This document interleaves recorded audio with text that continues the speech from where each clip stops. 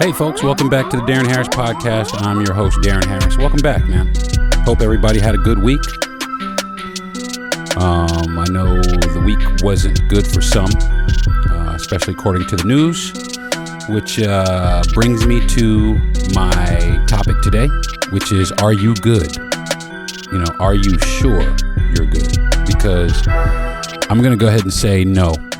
A lot of people aren't good, and I want everybody to know that May is Mental Health Awareness Month. Okay? May is Mental Health Awareness Month, and I think that it's something that we all need to start paying more attention to, is people's mental condition. I'm not condoning what this guy did at all, by any stretch of the imagination. Any of these people who shot up the church out in California, the school down in Texas, or the grocery store up in Buffalo. I'm not condoning anything that any of these gentlemen did, but one thing that I do believe they all had in common is they had probably some ongoing mental condition or mental something wrong with them mentally. You know what I'm saying? Something had to be, and nobody paid attention to it. Nobody was paying attention to it. I think that's the craziest shit in the world. You know what I'm saying? I've had my own mental health issues. I'm currently on medication for depression and anxiety. And there are some other things in there that are kind of hodgepodge, mixed in there. But I do take medication to correct some behavioral issues that I'm having. Based on a lot of the trauma that I've been through in my life. I've been through a lot of trauma. I don't want to necessarily get into it right now on this episode, but I've been through, like a lot of trauma, in my lifetime. And a lot of those things have scarred me deeply. To this day, I'm 52 years old. Stuff that happened to me when I was 7 is still affecting me today. We don't know what it looks like when you're 52 from 7 because we suppress a lot of bad memories or bad things. But if we don't talk about them or get them out, it just forms a callus over them, but it never really goes away. It never really goes away. There needs to be more focus on how to address the different mental health issues that people are going through. Especially around firearms. You got kids. These guys, a couple of these guys were kids. Kids with firearms. It's crazy to me. I think there should be at least a 6-month psychological evaluation before you're able to purchase a handgun. That's the way I feel about it. Yeah, sure, you can have a gun, but you have to go through some things in order to have it. Now, that's another subject, and I don't want to really get into that right now, but what I was trying to establish is that some of these people that commit these atrocities, I wonder what percentage could have been prevented if they just had someone to talk to about what they were going through. You know what I mean? Now, granted, we got some guys out here that are just, who they are just for the sake of being who they are. But, I'm telling you, it's just to the point where a lot of this stuff doesn't need to take place like it does. You know what I'm saying? It can be addressed. But we don't address it. We address so many other things, but we don't take mental illness seriously. So I want to talk about that today. So I want to talk about also why having good mental health is important. Because it's part of your life. It's part of a good, healthy, productive life is to have that good mental stability. Acknowledging mental health isn't easy, and I know it isn't for a lot of people, but we're going to talk about that too. Trying to acknowledge that. So, okay, so that's pretty much what my show is today is mental health. So let me go ahead and get on with the rest of it. So I didn't want to give it all away in the first couple, but that's pretty much what we're talking about. But I do want to give my shout outs and get the rest of the stuff out. So I want to give this week, I want to give a shout out to Little Kim. And I want to give a shout out to Little Kim because she threw Biggie's 50th birthday party. That's pretty hot. You know, I know it was Brooklyn in full effect out there. I wish I was there. Brooklyn in the house every day, all day. You know how we do. You know, I wish I was there, but I want to, I mean, everybody was there. You know, I mean, anybody who gave a damn was there. Anybody who knew Big or was a fan of Big, you know, I mean, they even did a Metro card. They did a Metro card with his picture on the back of the Metro card. I wish I could have got one just for some souvenir shit, you know what I'm saying? But they really did for his 50th birthday party. I'm glad that New York City pulled out all the stops for his birthday. So shout out to Lil' Kim for putting that together. Today's Dope Shit Award, though, goes to the Golden State Warriors head coach, Steve Kerr. He was my man anyway. I like Steve Kerr back from when I used to watch him play with the Bulls, but he did something that transcends basketball that I really, really admire, and more people need to use their platforms to try to get some message across. He basically, if you didn't see it, there's a clip of a press conference that he did days after one of these shootings. And he sat down, he said, we're not going to talk about basketball. I don't want to talk about basketball, but we need to talk about something else. And he basically just laid into, you know, Mitch McConnell, all of the lawmakers for the not passing the legislation, you know, to help with the gun laws. And he just basically went off on all of these politicians. And I mean, to the point where he was almost crying, he was almost in tears. And that really kind of moved me because he had, I mean, if you like Steve Kerr, look it up, man. Steve Kerr, the Golden State Warriors head coach, look up what he had to say, because it is so serious and so touching and so poignant. It really needs to be said, and it needs to be said by more people, because the bottom line is this: if we say it, a couple of us say it, they ain't really listen to this, but if everybody starts saying it, then they're going to have to do something about it. You know what I'm saying? I'm on some vote they ass out anyway, because that's the problem. All these old people, and I hate to say it like this, all these old rich white dudes, these old white politicians, these are the people making up the decisions for the rest of us. And I'm sorry, sometimes they don't necessarily represent what I think. You know what I'm saying? So this needs to be addressed, and that's all based around mental health. What is your state? Are you good? Are you sure? You know what I'm saying? It's so easy to say, yeah, I'm good, when you're not. I learned a long time ago. My wife will tell you, if I got a fucking problem, I sit the fuck up and I talk about that shit. I will talk about it. I get it off my chest, because for so long, I just held it in and didn't say nothing. You know what I'm saying? So hats off to Steve Kerr, man. You know what I mean? You get the Dope Shit Award for this week. This week's earbuds I've been listening to, and people are going to say it's corny. I don't care what you say. I don't care what you think. But I've been listening to Logic, and one of the reasons I've been listening to Logic is because of his positive message, because he is he was a high profile, he actually retired. He was a high profile rapper that retired, got to the top and everything and wasn't fulfilled, still wanted to kill himself, and had issues with his mom, and his family was just all kinds of drugs, and he just wanted a normal life, but he could never get that. You know what I'm saying? And he wrote a song that was very poignant. It saved a lot of lives. It was 1-800. And I've been listening to that song, man. But on top of that, I've been listening to, him with other artists. Like he got a couple songs out with, like one with Eminem, a couple with Eminem and Joyner Lucas. And Joyner Lucas, not for nothing, he's got some pretty poignant music also. And he's coming up on Earbuds soon. So why don't you do your homework, because Joyner Lucas will be coming up soon. Because he does also have, a very poignant message. You know what I'm saying? I highly recommend that anybody going through anything, significant that's hurtful, they check out his story, man, because Logic has a really good story. So, in the song behind that, is just, I mean, it's amazing.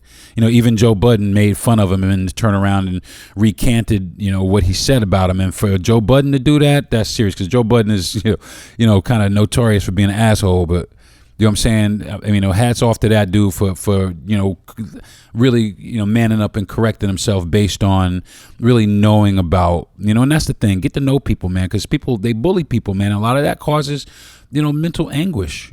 People in school get bullied like you do not believe. I was bullied in school. You know what I'm saying?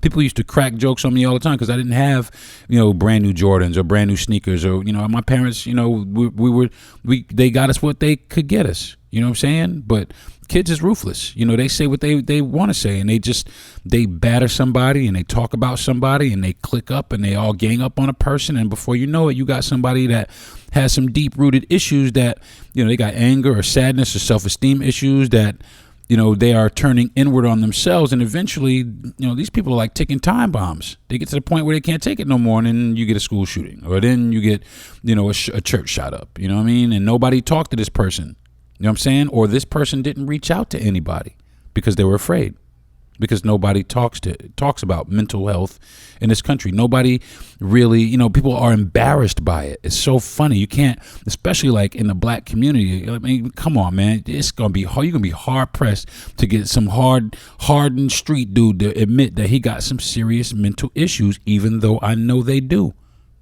I know a lot of them got some serious mental issues, based on the things that they've seen in their hood.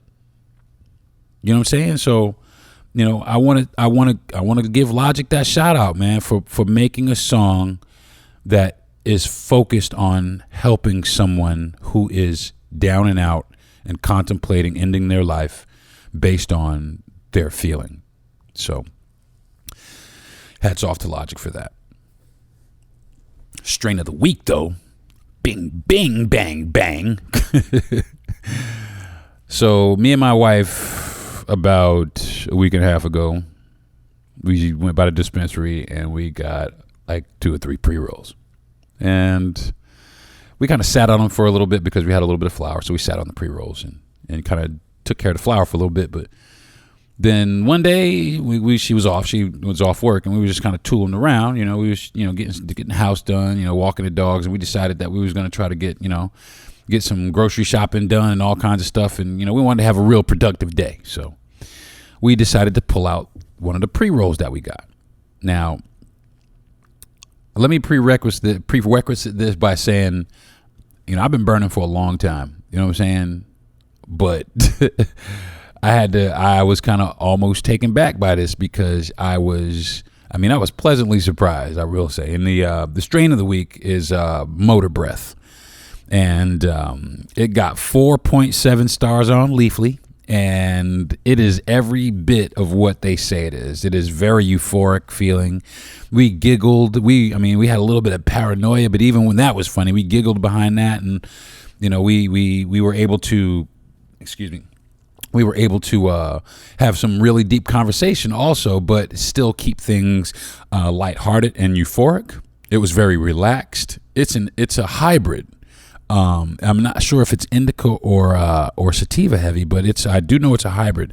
But it really, really helped with my depression and anxiety. It wasn't so big on the pain in my back, but it did. It really kind of knocked out that a little bit also, because even though I still had some neck pain, the depression and anxiety kind of subsided. It kind of loosened me up a little bit. So, I was able to stretch a little bit and have some benefit from that strain.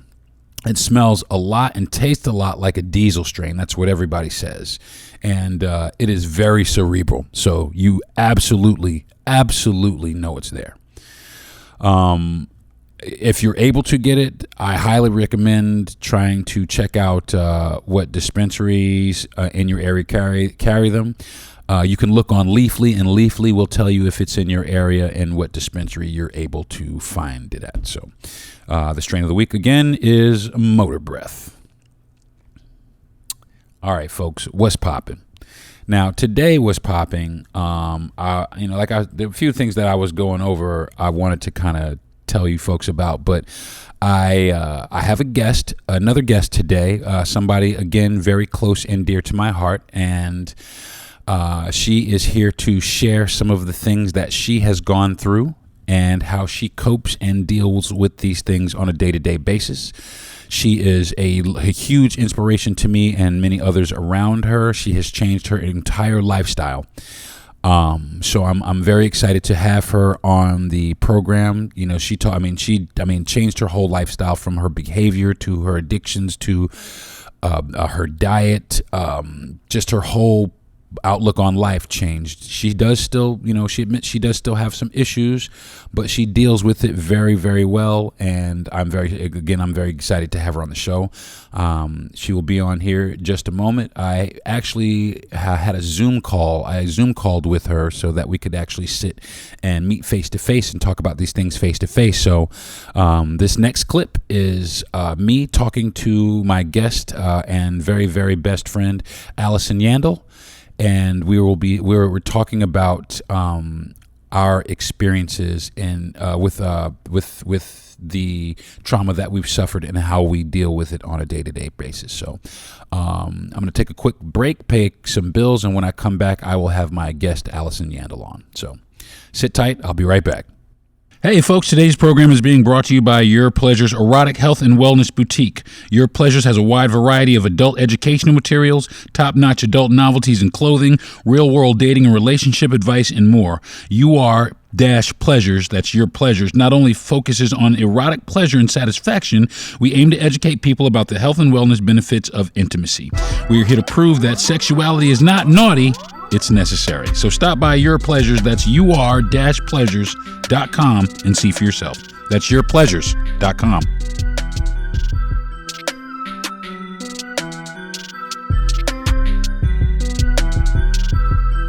Hey folks, welcome back to the podcast. I stopped along the way and picked up a guest to come and join us back on the podcast. My dear friend and longtime classmate friend and just an all-around dynamite person has joined my podcast today. Please welcome Allison Yandel to the podcast. Thanks for joining me. How you doing? I'm doing great, I think. I don't know. Depends on a day-to-day basis. Just to get right into it. Today we're talking about mental health and mental health awareness. And I brought you on because I wanted to explain to people, or just to let people know, or let you know also, that I admire the way that you have challenged your mental health, and you've met all your issues head on, and you are an inspiration to me and many other people around me. We like me and Yvonne, we talk about you constantly because you have changed. You have done the impossible.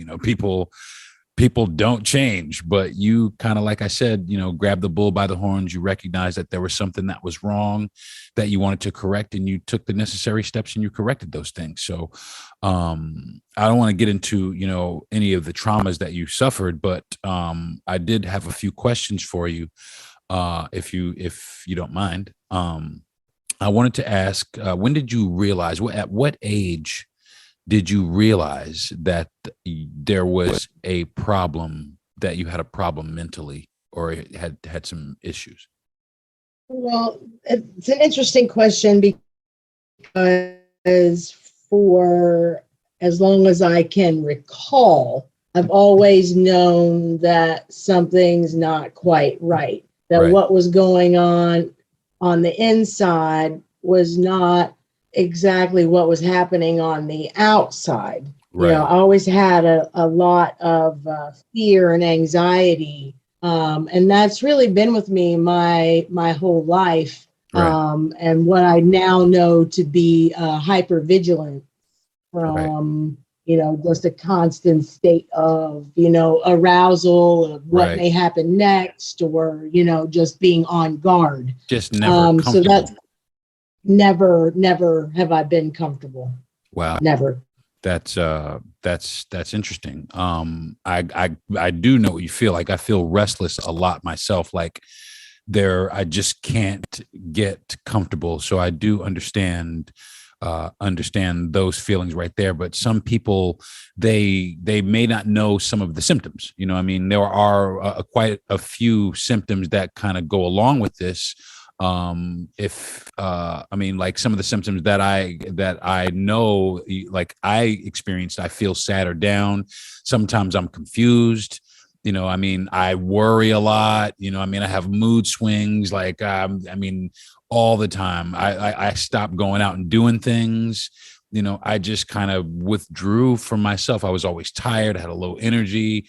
I didn't want to deal with stuff. I mean, just all kinds of things I just chalked it up to, I worked a lot and I was tired and didn't really want to do anything. But under closer examination, it was things that were tied to depression and anxiety, which I didn't realize until I went to the doctor, and he gave me a questionnaire to fill out. And he was like, "Hey, man, do you feel this way?" Blah, blah, blah, blah, blah. And once I confirmed some of the things, I began to realize that, yeah, that there was a problem. And that, I mean, I knew when I was younger, because I had to go see a couple of therapists when I was in the 7th and 8th grade out in California. I had to go see a therapist for about a year based on my parents breaking up. But that was the only therapy that I had access to or was able to get, that my mom took me. It wasn't even,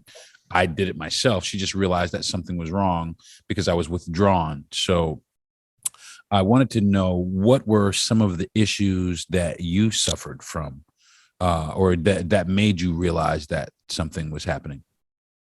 Well, I've been in a severe depression probably since I was about 7 years old. Wow. It manifested in a lot of ways. Food was one way, right, that I coped with what was going on. My parents separated when I was young, and the woman that gave birth to me,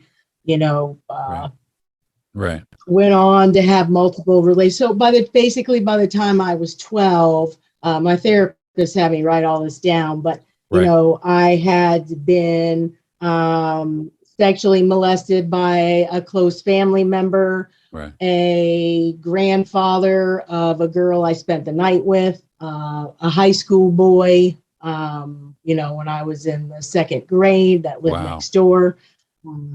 Just a variety of debilitating right, issues that just repeated throughout my family, through generations, really. A whole family tree dotted with alcoholism, mental illness, right, sexual abuse, abuse of all kinds, right, right. and there's just so many failures along this road of my life. And I may have gotten help if adults in my life had intervened, but I just, the sad fact is I never got it.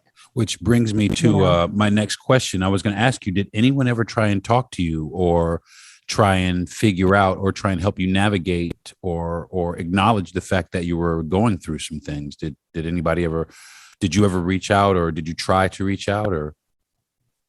I did reach out. I tried to talk to, who do you turn to in those times of need, but the person that gives birth to you, right. But the feeling that I have most for her is fear, right, because you weren't allowed to have emotion. right. Those kind of things, it was exaggerated, or I'm making it up, or, Sure. that couldn't possibly be happening. They just diminish your feelings. Right. Why are you afraid to go? And, but I was always the new kid in school. Right. We had moved 10 times, and, I just never had any connection to anyone, right. or on any place. no really. stability or anything like that. I No. completely get that. I share a similar story. I have never spent any longer than 2 years in any school. And, Hmm. I bounced, from Exactly. California to Florida to New York to New Jersey. And it was just, I was always all over the place. So I never, like you said, I never got an opportunity to get comfortable. And I often found myself, like you said, being the new kid. And in that, there's a lot of trauma. I got picked on in school a lot. I got picked on in school a lot. So I had to put on these different personas of this cool person. I became a break dancer, and then I started rapping and doing all kinds of stuff to gain popularity, just to have people like me, to be accepted by people around me. But really what it was is I had a large amount of I had very low self-esteem. I didn't have, what people saw in high school was completely different than who I was, at home. I had, a lot of anger issues at home because, I always felt responsible for breaking my parents up, and, just a whole bunch of other things, and that was in my high school years, later on in my older years, I started, suffering because, I wasn't able to see my kids like I wanted to, and I wasn't able to chase and pursue, my career, my dreams like I wanted to. And I was always held back or under the gun. So I never got to be or do what I wanted to do. I always felt like I was at the mercy of other people. And I always felt like I was being punished by, a higher power. Like there was just, nothing ever went right in my life. So in that, I did form a lot of depression and a lot of low self-esteem, a lot of anxiety. I had people run around on me when I was in relationships with people, which lowered my self-esteem a great deal. And it just made me feel inadequate, which, I just really didn't want to have those feelings. So it took me a while to learn how to deal with those things. But I wanted to ask you, because I, I I've been prescribed a medication. I know in the past that you've been prescribed medication, but you currently aren't on any medication, and I'm on medication to help me deal with these things. And I wanted to ask you, how do you cope, or how do you negotiate or navigate through this? Or how have you figured out a way to do this without medication, for one, and get the results that you have for two? Well, when you asked, it kind of ties back to the other question about how, the symptoms manifested, and they manifested in food, and I gained a lot of weight in my younger life, and there's alcoholism on my part, drug Right. abuse on my part. Disassociation is a defense mechanism that I Right. learned, early on, to distance myself, protect myself Right. from, overwhelming feelings of abandonment and neglect and shame and, Right. all these exact things that you're describing. Um, excuse me, I did take medication, at a period of my life for about 12 years, but there was never any plan to get off this medicine, Yeah, it's just a Band-Aid. It's a and Band-Aid. I was taking it. I've taken all the doses, all the way up to the highest doses you can take. Right. And I never felt better. I mean, like, Right. it numbed me out. It did Yeah, work. that's It interesting. allowed me to function, so I didn't stay in bed all day or, eat massive amounts of food, so I could deal with my life, Right, right? right. So you could go out and function. In a function. Yeah, not really deal with my life, but function, right? Right. And but yeah, there was never any plan with the doctor to, okay, we're going to do this, but what are you doing? So, I Right. was constantly always looking for, how to make it better, because it's torturous. It has to Yeah. be better, right? Yeah, When it's I got at learned some not point. everybody, yeah, when I learned not everybody feels this way, that was a Right. big moment for me. Right, right. I get that. Yeah. It's very difficult. It's difficult to understand. It's difficult to deal with. And the thing that really we weren't really allowed to talk about it, around the house. So you didn't really say anything about it. You kept a lot of the feelings to yourself.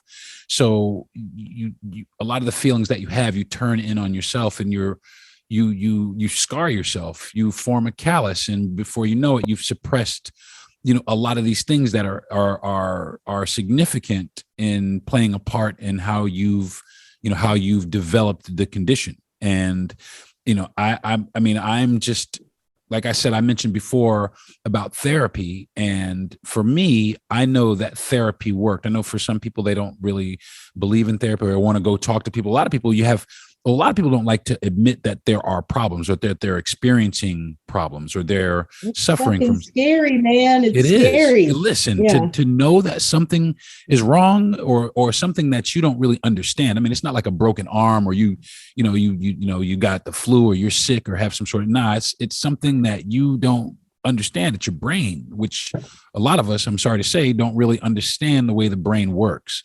So, when you start taking, like me, like I'm taking medication to correct what's wrong in my brain, to me, that's a little scary, and it took a long time for me to acknowledge to people. But once I started being able to talk to people, my wife will tell you, and I'll say it in a heartbeat. If there's an issue, I will say it in a heartbeat, because I don't want to keep it in, because I don't want to hurt myself anymore, because that's what I did for so long. I kept everything in. I smiled. And like you said, I did a lot of drugs, and, I tried to put things away and smile. And that's why I became a comedian, to not only make other people laugh, but to give myself some sort of happiness, to a degree, which, laughter it's good, but it's temporary, and you find yourself back in this hole, which, that happens to, it happens to me a lot. I find myself just down on the bottom, and I don't know what's wrong. I don't, what became of my life, or, I looked up, and all these years of, passed me by, and, what do I have to show for it, and all kinds of things like that, that hit me, not just me, but other people too, that contribute to these things. So I want to know, as far as we discussed that you had been seeing a therapist. So I wanted to know what your experience is with your therapist was like. I would go every day if I could. That's what I say a lot to her. And she, I've been seeing her consistently every week for the last several months, and we've been working on cognitive behavioral therapy program, where, so, I have all these like stuck points that, she helps me to work through, which has now translated into my everyday life. So, I struggled with intrusive thoughts. You brought up, you have a lot of these rehashing things that you go through, and, and just this reliving this pain, like fear comes over you, even though when you're not in you're not in danger, Absolutely. I know exactly you're feeling fear. Her words are coming back to me, on how to kind of break that down to see, a way around it, like it's not my fault, or that I don't have, there's not any reason for me to be ashamed. Absolutely. I guess I didn't, therapy was something that I started because it was one of the last things that I hadn't tried. I've tried every diet you could think of. I've cold turkeyed, alcohol. I've cold turkeyed, pills. I've remember all done that. all Yes, the absolutely. things. I've exercised until, I thought I was gonna, I had weight loss surgery, because I just couldn't. If I could fix, myself, everything would be fine. But when I got in the therapist office, and I think I shared with you that survey, that adverse childhood experience survey, that's the 10 questions that you may, if you have 2 or more questions that you could answer yes to, Yeah. then you may, have some kind of trauma in your life. Yeah. I remember. And Yeah. I got a 9. I got a 9. Yeah. I remember we were talking about that. Yeah. Cause I scored kind of high too. Yeah. And that right there was an eye opener. I was like, wow. Yeah. Just, and I got to say that, I just kind of went with it, and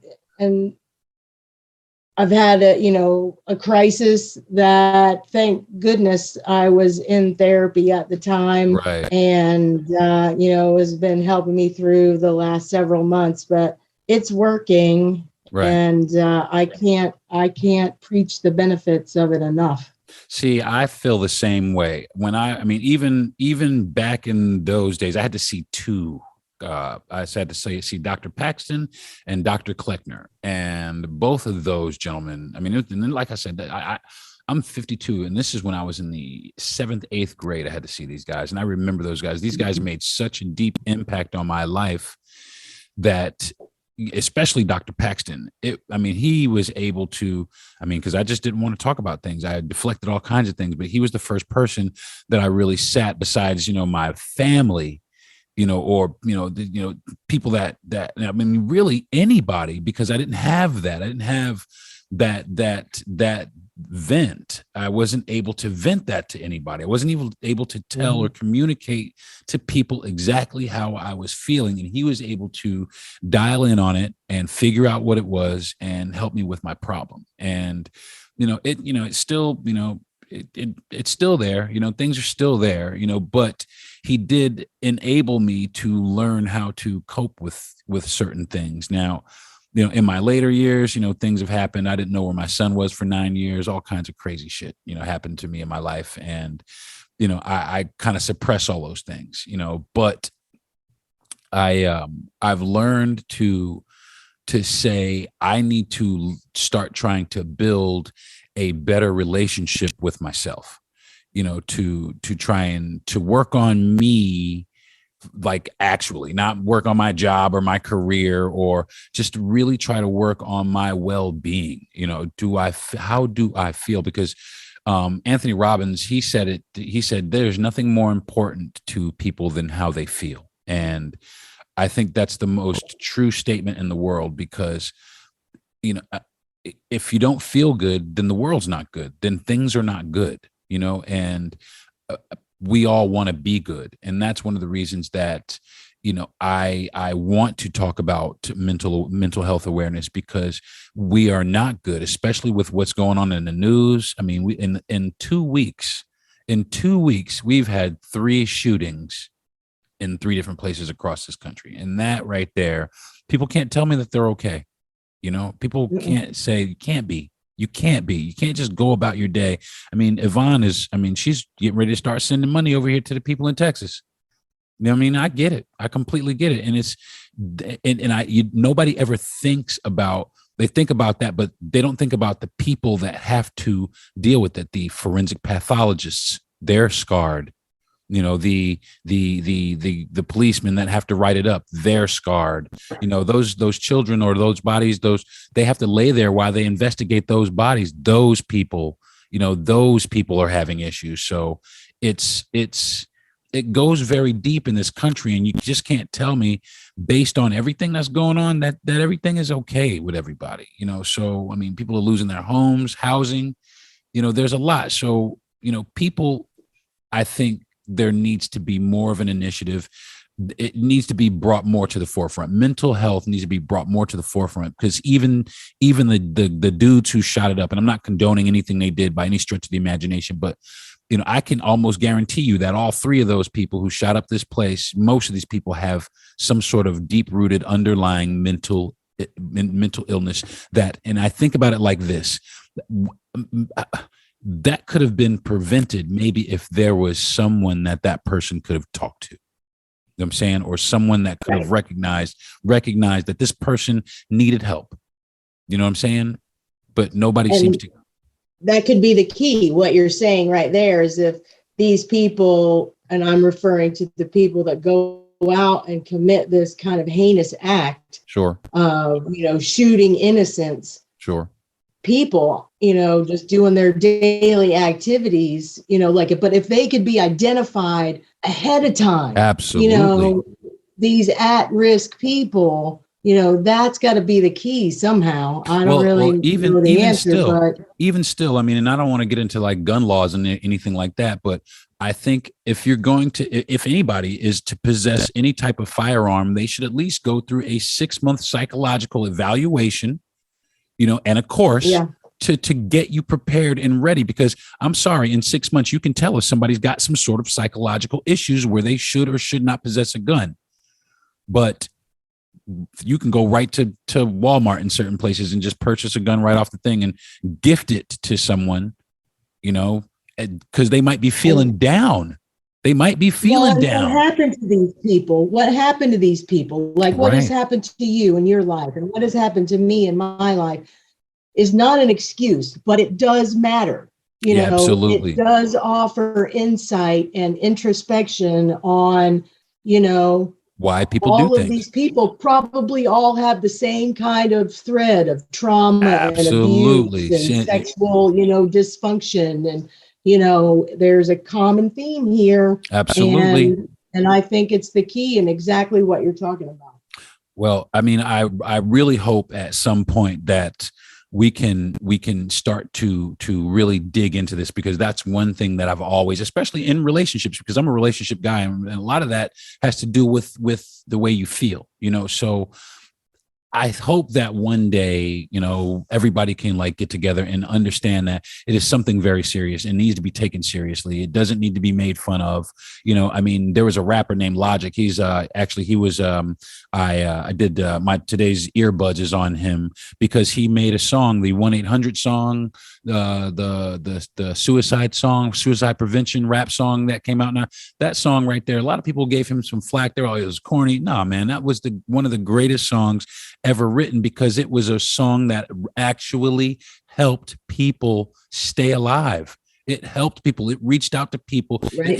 It hit them right in the heart. Somebody that may have thought about going out and killing themselves thought about it for a few minutes and said, hey man, somebody actually does care. And that's a lot, I believe, in my case, in your case, in so many other cases. I think that's it, that we just need somebody to actually care that these things are happening to us and acknowledge these things and help us try and deal and get through these things. But so many times people are like so consumed with their own lives, and you can't really blame people, but they're so consumed with their own lives that they kind of, whatever, so on and so forth. If you're not physically bleeding, then there's nothing really wrong with you, and that's, and that narrative is quickly coming to a close, because we do have things like this. Because, if people don't think that any of these shootings are connected with mental illness, then they're sadly mistaken. I'm just going to say it like that.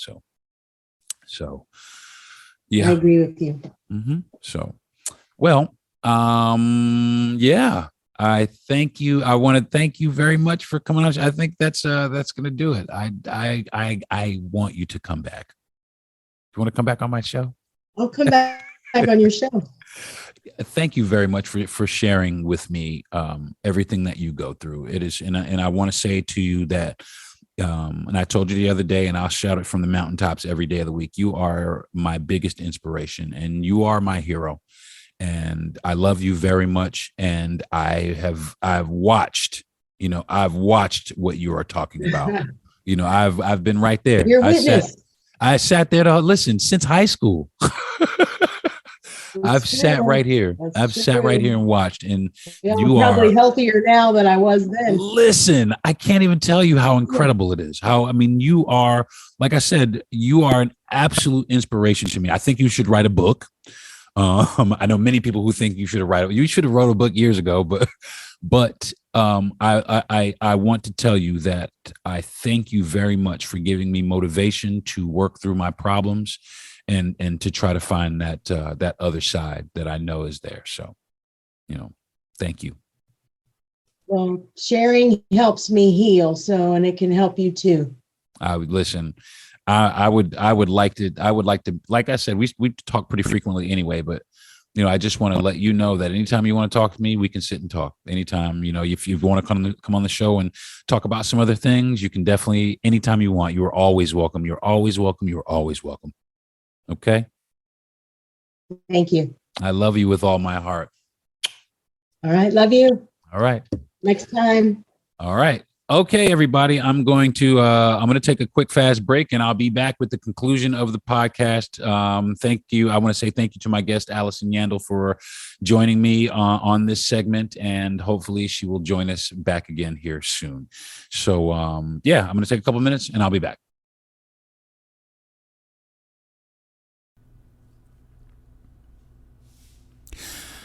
Okay, folks. That was me sitting in with, or actually my friend Allison Yandel sitting in on my podcast today on mental health. And again, mental health is in the month of May, but it doesn't mean that after the month of May that we have to stop or put it out of our minds. We need to continue to think about this all the time, because what she said was very poignant and she made a lot of sense. And like I said, my takeaway from it is we can all get better if we try. And if we want to, if we put the effort in, it's out there for us. So which leads me to this week's relationship goals. And usually it's about doing something specific for my wife, to make our relationship better. But this right here, I think I am also doing for my wife, but I'm also doing it for me. And this week's relationship goal is find ways, for me and for you also, anybody who wants to participate, is to find ways to create a better relationship with yourself. You know what I'm saying? Now, understand that for a second. Find ways to create a better relationship with yourself. We neglect ourselves a lot. A lot. We get up, go to work, run out the door. We don't care. Sometimes some of us don't even eat right. We neglect ourselves a lot. Take this next week to show yourself how important you are to yourself. Take this week to show yourself how important a relationship, a good, healthy relationship with yourself is, because it is. It's really important. That's one thing I had to learn myself. You know what I'm saying? A lot of times I just didn't put myself in a category where I mattered to myself. But now I'll tell you straight like this. I love myself. I love myself. And I'll tell you what, I do not regret trying to find ways to make myself feel loved, to make myself feel better. I will talk to anyone who wants to talk. If you have any issues, and this goes out to all my listeners, I'm this guy. If you have any issues that you want to talk about, you don't want to talk about them with people, DM me, drop them in my DMs on one of my social media accounts. And I'll reach back out to you, and you can get it off your chest. I want to do my part to try and stop, this epidemic of this mental health crisis that we have going on in this world. I want to stop it. I want to do my part to try and stop this. So if you need to talk, anybody, if you need to talk, hit me up. I'll talk about anything you want to talk about. So if you are having some issues and you're contemplating suicide, please don't do that. Reach out to the suicide hotline. The number is 1-800-273-8255. Please reach out. You know what I'm saying? Before you do something that, that might hurt many other people around you, because that's what a lot of people are hurting, but they don't understand that once they leave us, that hurts us too. You know what I'm saying? There's also a website that you can get on. It's called BetterHelp.com. BetterHelp.com's got some goodness. You know what I mean? There's also Calm. There's the Calm app in the App Store, and I'm sure they have it in the Google Play Store. So if you're having issues, make sure you reach out to one of these resources. I wholeheartedly encourage and I endorse them 100%. So I want everybody to be good. I want to be good myself. So, that's down in the bottom of my heart. because I know a lot of people hurt. You know, I love people hurting because they can't make their bills. They're hurting because they've lost loved ones. And, you know, all kinds of stuff. All kinds of stuff, man. You know, we don't know what any of these people go through. But, you know, I want to try to understand. You know, I want to try to let people know that I care about them. You know, and everybody else should too. Challenge yourself to do this. Even if you're an asshole. Challenge yourself to do this. Go out and do one nice thing for somebody, man. You might change that person's life. I know that sounds corny, but I'm dead ass serious. Too many people so stuck on themselves, man. Go do something nice for somebody else. You know what I'm saying? One thing. Something nice for somebody else. Do it for somebody you don't even know. Smile. Say hi. It helps. It really does. So, I think that's going to do it for this week's podcast, folks. I do thank you for tuning in and listening to this episode. It really means a lot to me because, you know, this is, like I said, it's very serious, and I want this country to heal or start healing or try to figure out ways to heal or, you know, get some information so we can get on with this. So you can follow me on my social media. I am Deron, Deron Harris, Hat Harris on Instagram, and Deron Terae Harris, Terae on Facebook, I believe. And I got all that other shit too, you know, but my Facebook and my Instagram and Twitter is at Deron Harris. So you're more than welcome to follow me. I think I'm also at Deron Harris on YouTube as well. So you can check out my YouTube as well. So the audio will be available with my guest on the podcast, but you will be able to catch a clip of the video of the conversation that I have on my YouTube. So if you want to check it out and you want to look at it, see what we're talking about or see what we look like, you're more than welcome to log on to my YouTube and check it out. So I think that's going to do it for me for this week, folks. Thank you very much again for tuning in. I will see you next week. Have a blessed week, folks. I love you all, and I'll catch you next week. Hey, folks, just one more thing. I wanted to give you guys some resources that may help you in times of need if you're feeling like you need to talk to somebody. You can call the Suicide Prevention Hotline. The number is 1-800-273-8255. You can also log on to the internet and go to betterhelp.com. They have some stuff that could help you as well. Or you can log into, the App Store or the Google Play Store, and you can download the Calm app. And they, too, also have some things that may benefit you as far as this is concerned. So I want everybody to know that I love you all. And I hope that you have a really, really great week. Like and share this. If you never like and share another podcast or you never listen to another one, like and share this one because it really, really means a lot to a lot of people. And maybe there's somebody out there that may need to help this. That may need to hear this so that it can help them. So, all right, folks. Thank you very much for tuning in to the podcast. I will talk to you guys next week. I think next week I'm going to be talking about what's going on as far as people dying needlessly in the country. So I want to talk about that next week. So join me next week, and we're going to talk about how we can fix this or how maybe we can get by this, because thoughts and prayers need to be replaced with action, and then that's what needs to happen. So I saw that meme today on Facebook, and that is really poignant. It really needs to happen. So, okay. Thank you very much for tuning in. Tune back in later.